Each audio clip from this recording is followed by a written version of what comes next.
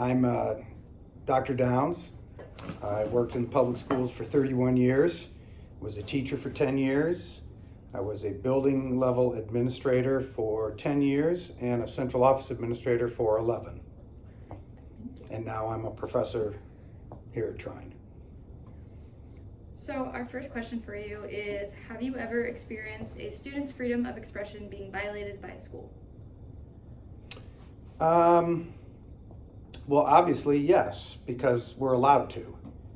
The Supreme Court says that we're allowed to limit expression if it is causing a substantial disruption to the education process. Every student who has their expression quashed feels that it is unfair. It's just no way around it. And so the question is, what is a substantial disruption, and did this cause that?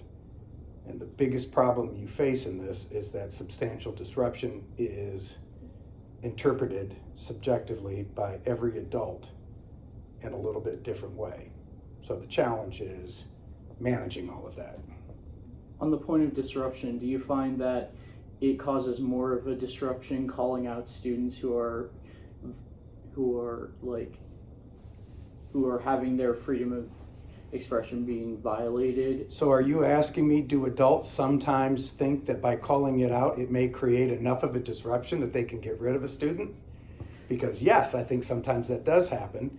And in those cases, it's important for school officials to have some conversations with that teacher and get them to understand that what they're doing is not ethical. By the nature of dress codes, they are discriminatory against females. And that too in itself can create a bit of a disturbance as it's being enforced. So you're at the mercy of local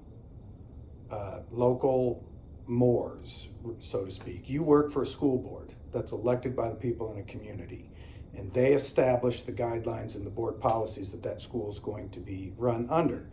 And as an administrator and as a teacher, you have to set aside your personal values to do your job according to what the community wants. When you can't do that, it's time to leave and go work somewhere else.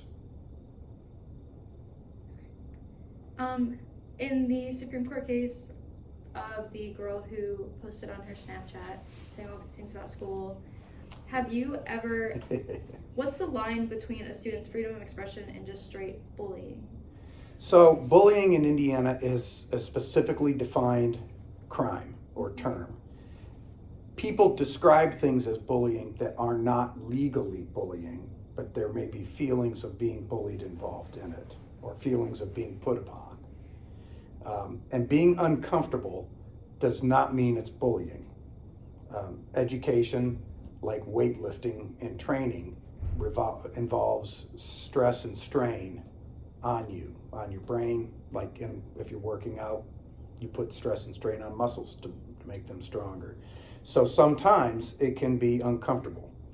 So to go back to the case, what's the line in cases where on social media?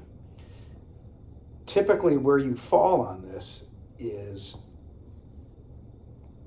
people have a right to come to school and feel safe, secure, so they can concentrate and learn.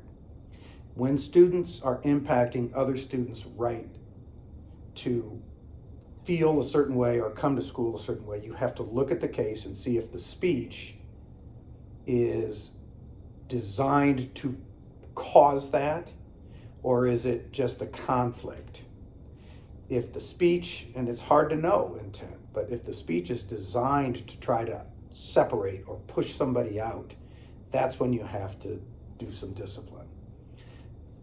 Another issue in this, though, is I believe that the standard for determining that with students is a much lower standard than when it's with adults.